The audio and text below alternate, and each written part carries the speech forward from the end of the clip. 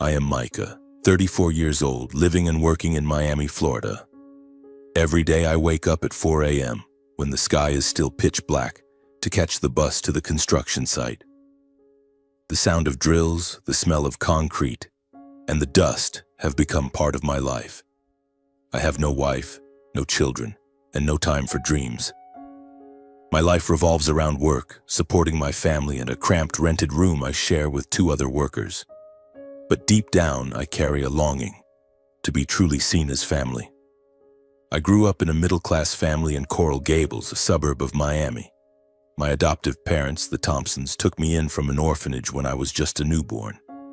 They weren't wealthy, but they provided me with a roof over my head, a place to sleep, and simple meals. I'm grateful for that, so grateful that I'd do anything to repay them. They have a biological son, Evan, 12 years younger than me, who's now in college. Evan is the center of the family, their pride, the light in my mother's eyes. And me? I'm just the adopted boy, always on the sidelines. From a young age, I learned to work hard. I graduated from a vocational college on a scholarship, but no one at home noticed. My mother gave me a faint smile and said, "Good, now go find a job." Meanwhile, every A Evan earned was boasted about to the neighbors. Every drawing he made was framed and hung on the wall. I'm not jealous, honestly. I just wanted, just once, for my mother to look at me the way she looks at Evan. Now I work as a construction worker, toiling day and night to support the family. Most of my wages go toward Evan's college expenses, tuition, dorm fees, books, even his pocket money. I don't complain. Evan is my brother, even if we don't share blood. I want him to have a good future, to make our parents proud. But sometimes I wonder, what about me? I live in a rundown rented room, eating instant noodles day after day, my clothes so worn they're fraying at the seams. I don't dare buy new shoes or go to a movie. Every cent I earn goes back home, hoping one day my mother will say, "Micah, you've done well." But that day never comes. One evening I visited home after an overtime shift. I was so exhausted my legs trembled and I clung to the doorframe to keep from collapsing. In the living room, my mother was beaming, hugging Evan tightly. He'd just been selected for the school's basketball team. "My boy is amazing," she said, ruffling his hair. I stood there quietly, waiting for her to turn to me. But she didn't look my way. My father, sitting in his armchair, only nodded at Evan. "Well done, son." I tried to speak up. "Today I finished a project early at the site. They said I did a good job." My mother just mumbled, her eyes still fixed on Evan. "Yeah, good. Oh, by the way, Evan needs more money for new basketball shoes. Can you send some extra, Micah?" I nodded, though my heart ached. I can't remember the last time my mother asked if I was okay, if I was tired. I'm just an ATM existing only to provide for Evan. In the days that followed, I worked even harder, taking on night shifts. Every morning I looked in the mirror, dark circles under my eyes, a gaunt face staring back. I told myself, just keep going and they'll see you're important. But deep down, I knew it was a lie. I remember once when I had a high fever, bedridden in my rented room. I called my mother, hoping she'd be worried, but she just said, "Take some medicine and don't let it affect your work. Evan has exams coming up and I'm busy." I hung up, tears streaming down my face. I didn't want to cry, but the loneliness crushed me. One time, I decided to do something for myself. I saved up $50, enough to buy a new jacket. It had been so long since I bought anything for myself. I stood outside the store, my hands trembling as I held the money, but then my mother called. "Micah, Evan wants to go camping with friends. Can you send $200 right away?" I swallowed my tears, walked away from the store, and sent every cent I had. That jacket remained a dream. The work at the construction site grew harsher. Every day I climbed scaffolding, hauling tons of materials. Sweat soaked my shirt, my back ached, but I didn't stop. I couldn't stop. If I did, who would pay Evan's tuition? Who would make my mother happy? I told myself I was strong, but my body began to betray me. Some nights I lay on a thin mattress, listening to my roommates snore and wondered, what am I living for? One morning, I arrived at the site with my head buzzing. I'd worked 16 hours the day before and only slept a few hours. The Florida sun scorched, the air stifling. I climbed the scaffolding, gripping tightly, but my vision started to blur. "Keep going, Micah," I told myself. But then everything went black. I heard my co-workers' shouts, the wind whistling in my ears, and my body plummeted. I woke up in the hospital, my body aching as if a truck had run me over. Machines beeped, the smell of antiseptic thick in the air. I tried to move, but a sharp pain in my chest made me groan. A nurse walked in, her eyes full of concern. "Are you okay, Micah? You've got several broken bones and need long-term rest." I nodded weakly, forcing a smile. But in my heart, I only thought of one thing. I need my mother. I grabbed my phone, my hands shaking as I dialed. I called my mother, then my father, then Evan. No one answered. I texted, "Mom, I had an accident. I'm in the hospital. Can you come?" I waited, staring at the screen until my eyes burned. 1 hour, 2 hours, then a whole day passed. Not a single text, not a single call.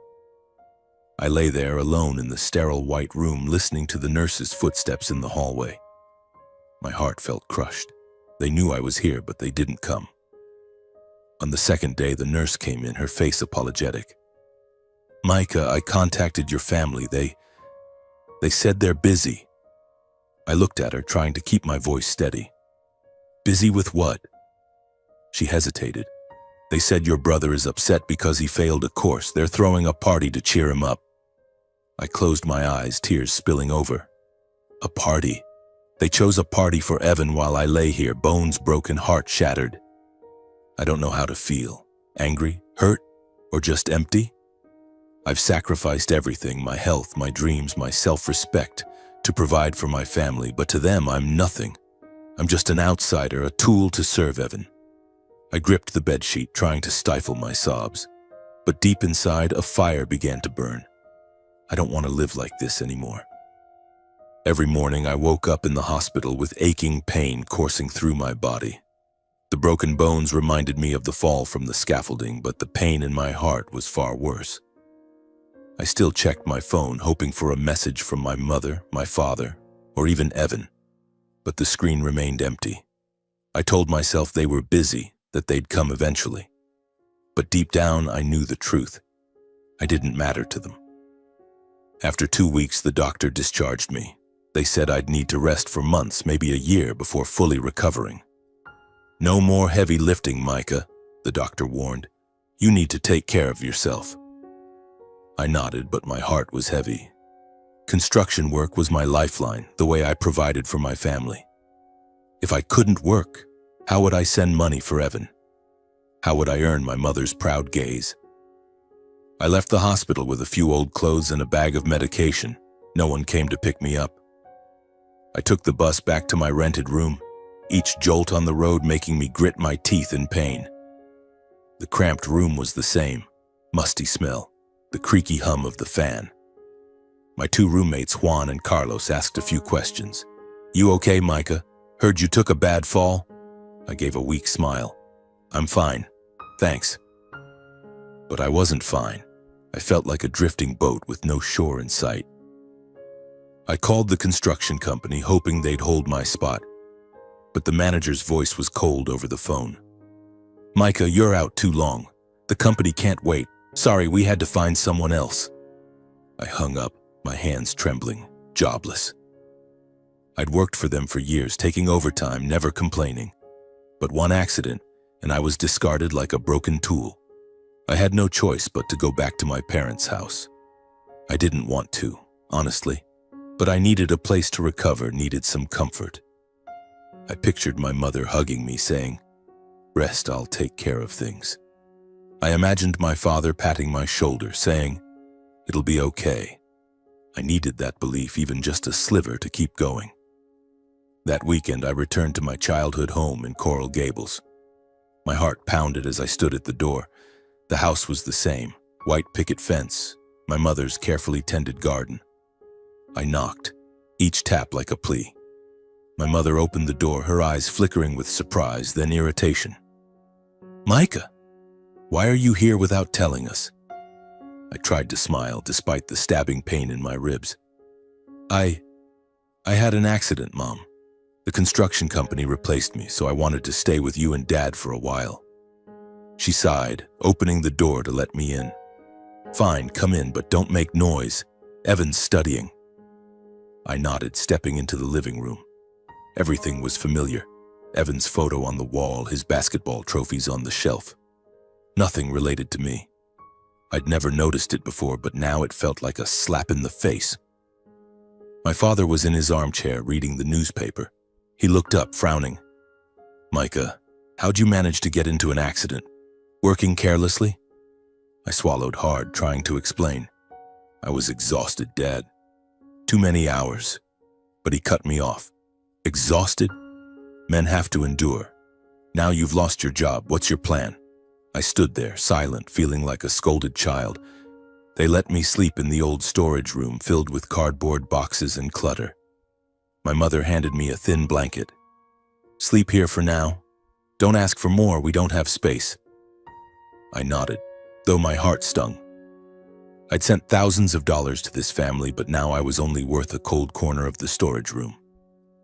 In the days that followed, I tried to fit in, hoping things would improve. I dragged my aching body to do chores, washing dishes, sweeping the yard, though every movement made me break out in a cold sweat. I thought my mother would see my effort, soften toward me, but no. Every time I did something, she'd frown. Careful, Micah, don't break anything. Or, you're too slow, let me do it. Evan came home on weekends. He was tall, with highlighted hair, wearing a brand new basketball jersey. The day I returned, he glanced at me, smirking. Oh, you're back? Heard you fell or something? I nodded, waiting for a follow-up question, but a shrug. That sucks. Anyway, Mom, I need money for concert tickets next week. My mother immediately rushed to grab her purse, beaming. Of course, sweetie, whatever you need. I sat there watching the scene, feeling like someone had stabbed me in the chest. I'd just lost my job, broken my bones, and no one asked if I was okay. But Evan wanted concert tickets, and my mother was ready to spend money I'd sweated for. One evening, I couldn't take it anymore. I hobbled into the kitchen where my mother was cooking. Mom, I need to talk. She didn't turn around, just mumbled, What? I'm busy. I took a deep breath, keeping my voice steady. I've done everything for this family. I paid Evan's tuition, sent money every month. Why don't you ever care about me? She stopped, turned, her eyes cold as stone. Care? Who do you think you are to demand that? You're adopted, Micah. We raised you, fed you, sent you to school. You should be grateful, not making demands. Her words cut into my heart like a knife. But I've done everything, I said, my voice trembling. I'm exhausted. I had an accident and no one came to the hospital. No one. She scoffed. You're being dramatic. Evan needs me more. He's my flesh and blood, and you... She trailed off, but I understood. I was nothing. My father overheard and walked into the kitchen. Micah, that's enough. Don't upset your mother. You lost your job and now you're a burden.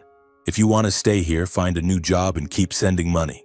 Evan's starting his junior year. He needs a lot. I stared at him, incredulous. A burden? Dad, I have broken bones. I just lost my job. He snapped, Don't argue. If you can't contribute to this family, don't stay here complaining. I went back to the storage room, closed the door, and sank to the floor. Tears streamed down, but I didn't wipe them away. I let them fall. Let the pain drown me. I'd sacrificed everything, my health, my dreams, my self-respect, to please them. But to them, I was just a useless tool, broken and discarded. Evan was the final straw. One morning, he knocked on the storage room door, standing there with an annoyed look. Hey, Mom said you need to send this month's money. I need a new laptop. I stared at him, stunned. Evan, I lost my job. I don't have money. He smirked. Then borrow some. Go do something. You always send money. Why stop now? You're so selfish. I stood up, ignoring the pain. Selfish? I've paid your tuition for years, you know that?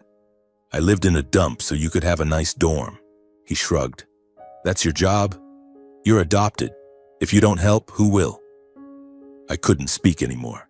I just watched him walk away, hearing my mother's cheerful laughter with him in the living room. In that moment, I realized this family would never see me as one of their own. I was just a pawn in their game, and when I was no longer useful, they were ready to cast me aside. I lay on the thin mattress, staring at the cobweb ceiling. I thought about the years gone by, the overtime shifts, the hungry nights, the times I swallowed tears to keep going. I'd lived for them, but they didn't need me. A fire ignited within me, not of anger, but of resolve. I couldn't keep living like this. I had to leave, to find myself again. I packed a few clothes into an old backpack. I didn't say goodbye. I didn't want to hear another insult. As I stepped out of that house, I felt the pain, but also a sliver of freedom. I didn't know where I'd go or what I'd do, but I knew one thing. I wouldn't let them define my worth anymore. I boarded the last bus of the day, watching the dim yellow streetlights flicker by, and told myself, Micah, you have to start over just this once. Live for yourself. I returned to Miami, the city where I'd poured sweat and tears into construction sites. I had no rented room, no job. My savings would only last a few weeks if I ate instant noodles and walked instead of taking the bus. I stood in the middle of the street among a sea of strangers, feeling like a ghost. But then, I thought of Luis, my old construction foreman. He was the only person who'd ever treated me like family. I went to the old construction site, where the roar of drills was as loud as ever. Luis was there, his hard hat tilted to one side, shouting orders at the crew. When he saw me, his eyes lit up. Micah, you're still alive, you idiot! He hugged me so hard I groaned from the pain in my still healing ribs. I told him everything. The accident, losing my job, my family. Luis listened without interrupting, nodding and muttering a few curses in Spanish. You deserve better, Micah, he said. Stay with me. My place is small, but there's room for you. I moved into Luis's tiny apartment in Hialeah. He lived alone, his wife having passed away years ago, his grown kids living on their own. The apartment smelled of Cuban coffee and echoed with salsa music from the radio. Luis gave me the sofa to sleep on and handed me a thick blanket. Rest, he said. We'll figure things out. For the first time in months, I slept without dreaming of my mother or Evan. I felt a flicker of warmth, as if I wasn't entirely alone. Luis didn't let me wallow in despair. Every morning he dragged me out of bed, forcing me to eat breakfast, usually egg sandwiches and strong black coffee. He told stories of his early days in Miami, arriving from Cuba with nothing in his pockets. You know, Micah, in this life, you have to save yourself. No one else will do it for you. He found me odd jobs, fixing plumbing, painting walls for neighbors. It wasn't much money, but it was enough to keep me from feeling useless. More importantly, Luis believed in me. He said I was smart, that I could do more than construction work. You have a story, Micah, he said. Tell it. The world needs to hear it. I didn't understand him at first. Tell my story? I was just an unemployed construction worker. Who would care about me? But one night, while scrolling on my phone, I saw a video online. A woman sharing her journey of escaping a toxic family. The video had millions of views, thousands of comments. I read them, seeing people share their own stories as if they found themselves in her words. I thought, I have a story too, maybe I should try. I borrowed Luis's phone, an old smartphone, but still better than mine. I sat on the sofa, the dim kitchen light glowing behind me, and recorded my first video. I didn't know what to say, so I just looked at the camera and let my heart guide me. My name is Micah, I started, my voice shaky. I'm 34, used to be a construction worker in Miami. I grew up in a foster family, but they never saw me as their son. I did everything for them, paid my brother's tuition, lived in a rundown room so they could have a better life. But when I had an accident, they didn't come. They called me a burden. Tearing up, I didn't stop. I spoke about the pain, the betrayal, and my resolve to leave. The video was 10 minutes long, raw, unedited. I posted it on a video platform, titling it The Forgotten Son. I didn't expect anything. I thought a few people might watch it and move on. But the next morning, Luis's phone buzzed nonstop. The video had hundreds of views, then thousands. Comments flooded in. "Micah, my family treated me like you. Thank you for speaking out. You're so strong, don't give up." I read each one, my heart pounding. I never imagined my story would touch anyone. Luis slapped my shoulder, laughing. "Told you." I started making more videos. I documented life in Miami, the vibrant street corners, mornings drinking coffee with Luis, days doing odd jobs. I shared my journey, from lonely nights in the hospital to the freedom of leaving my family. I didn't pretend or embellish, I was just me, Micah, a man with a scarred past, searching for light. I even shared my weak moments, like sitting by the ocean, watching the waves and wondering if I was worthy of love. My videos spread quickly. Thousands of views turned into millions. Strangers messaged me, sharing their stories of being abandoned children, of sacrificing for families who didn't value them. I replied to every message, even when my hands ached. I felt less alone. I found a community, a new family, not bound by blood but by understanding. Luis became a side character in my videos. He'd pop in holding a coffee mug, teasing me on camera. "Micah, tell the story properly, don't embarrass me." Viewers loved him. They called him Papa Luis, and he grinned ear to ear. Thanks to the videos, I earned some money from ads. I paid Luis back, bought a new phone, and started learning to edit videos. I wasn't rich, but I felt alive, truly alive. One day I got an email from a stranger, Elena Torres. She introduced herself as a film producer in Los Angeles. "Micah, I've seen your videos," she wrote. "Your story is powerful. I want to collaborate to turn it into a movie. Can we meet?" I read it over and over, thinking it was a prank. But Luis, sitting beside me, roared, "Call her now, you idiot! This is your chance!" I called Elena, my heart racing. She was serious. She wanted to buy the rights to my story, wanted me as a consultant for the film. "Your story isn't just yours, Micah," she said. "It's for millions struggling to find their worth." We met in Miami a week later. Elena was a petite woman, quick-talking with bright eyes. She offered a figure, $2 million. I was speechless. Luis, sitting next to me, kicked my shin under the table. "Say something." I negotiated, fueled by the confidence Luis gave me. We settled on $2.5 million. I signed the contract, my hand shaking so much the signature was a scribble. When Elena left, Luis hugged me, shouting, "You did it, Micah. You're a star." I laughed, but inside I still couldn't believe it. From an unemployed construction worker to $2.5 million. I didn't know what to do with the money, but I knew one thing. I wouldn't send a single cent to the family in Coral Gables. The $2.5 million contract with Elena was a light at the end of the tunnel, but it didn't come all at once. Elena explained that they'd transfer $500,000 up front to help me stabilize my life, with the remaining $2 million paid after the film was completed. When the first sum hit my account, I stared at the number, my heart pounding. I'd never seen that much money. It wasn't just money, it was freedom, a chance to live without counting every penny. I kept the contract a secret, not out of fear, but to protect the peace I'd newly found. Besides Luis, Elena, and a few people on the production team, no one knew. I didn't post videos boasting about it or tell my new friends. I was afraid that if word got out, my family would come sniffing around like vultures smelling money. And I didn't want them touching my new life. I started working closely with Elena and the film production team. They hired me as a consultant, not just to provide my story, but to give input on the script, casting, and even join some test shoots.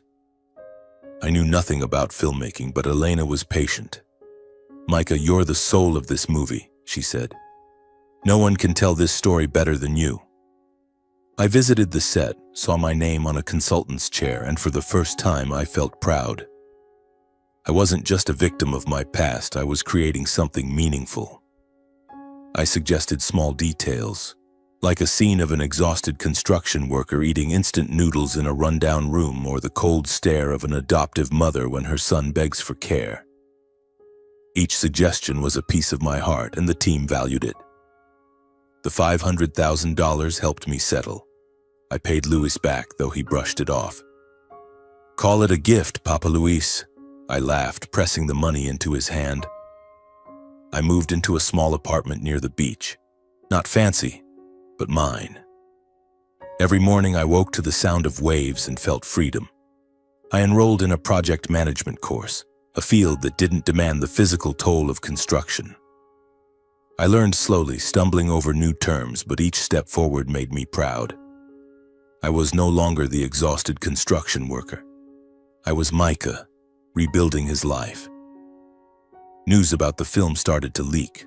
At first, it was just a few articles on small news sites calling it a moving story of resilience. Then bigger outlets picked it up. An article in the Miami Herald mentioned me. Micah, from construction worker to social media phenomenon, is bringing his life story to the big screen. I read it, both embarrassed and thrilled. Luis bought a dozen copies, showing them off around the neighborhood. "See? I told you you'd be a star," he laughed. Then one day I got an email from a local TV show, Morning Miami. "We'd like to invite you for an interview, Micah," they wrote. "Your story is inspiring millions. Share it with our audience." I trembled reading it, thinking it was a mistake. Me on TV? But Luis pushed me. "Go, you idiot. The world needs to know who you are." Elena agreed. "This is a chance to spread your message, Micah." The interview took place in a bright studio filled with lights. The host, Carla, gave a warm smile.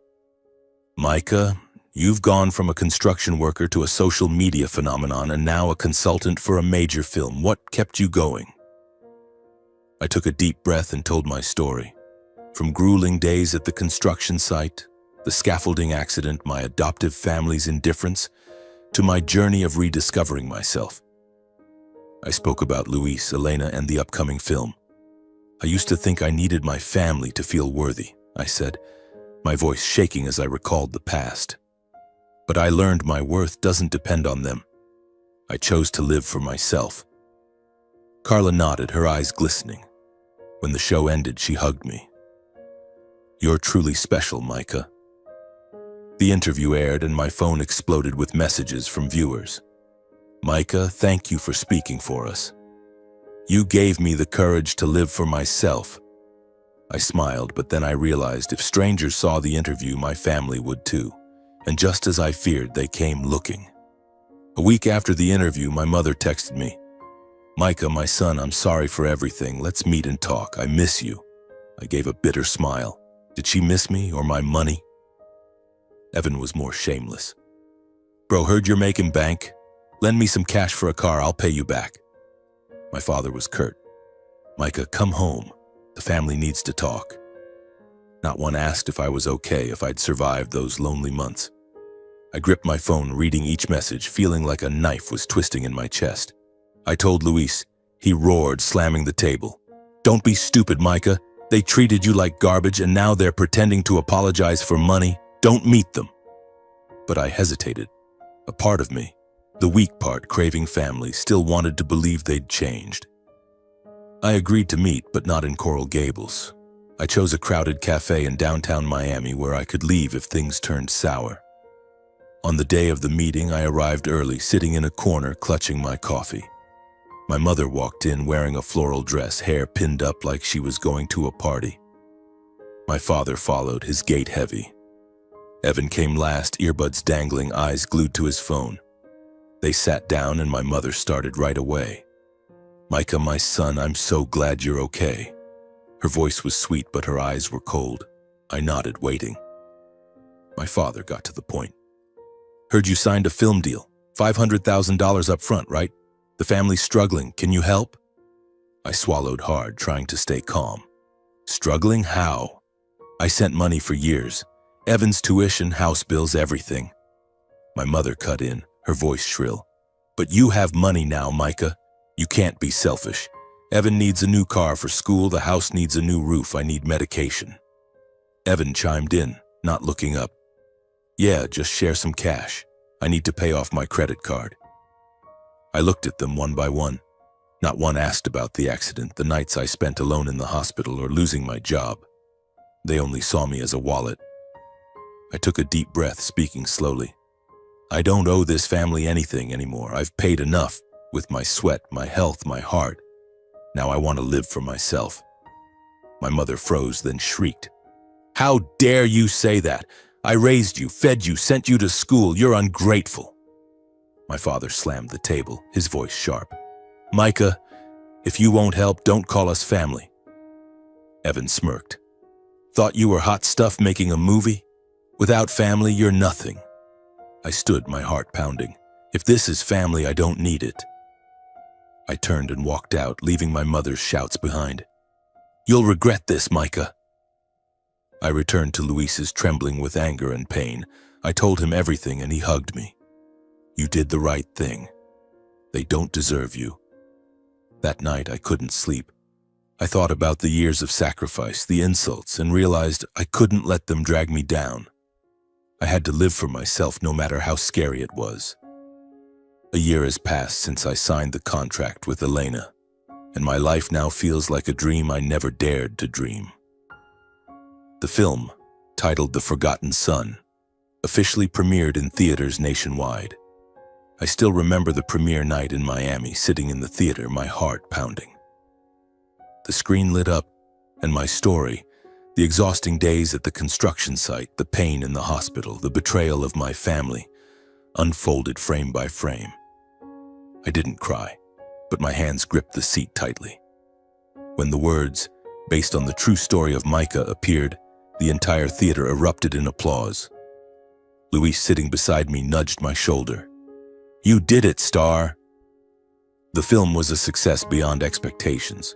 Critics called it a raw, deeply moving story. Audiences lined up outside theaters, and on social media the hashtag #Forgotten Son trended for weeks. An article in Variety wrote, Micah hasn't just told a story, he sparked a movement about resilience and self-love. I read it, still unable to believe it. From an unemployed construction worker, I had become an inspiration to millions. A few days after the premiere, Elena called. Micah, the film's killing it at the box office. We're transferring the remaining $2 million to your account today. I nodded over the phone, but when I hung up, I sank onto the sofa, dazed. $2 million plus the $500,000 from before was an amount I'd never imagined. It wasn't just money. It was proof that I had overcome, that I had triumphed over my past. I knew what I wanted to do with the money. I drove to Hialeah and knocked on Luis's door. He opened it, still in his old t-shirt, holding a coffee mug. What Hollywood star got time to visit an old man?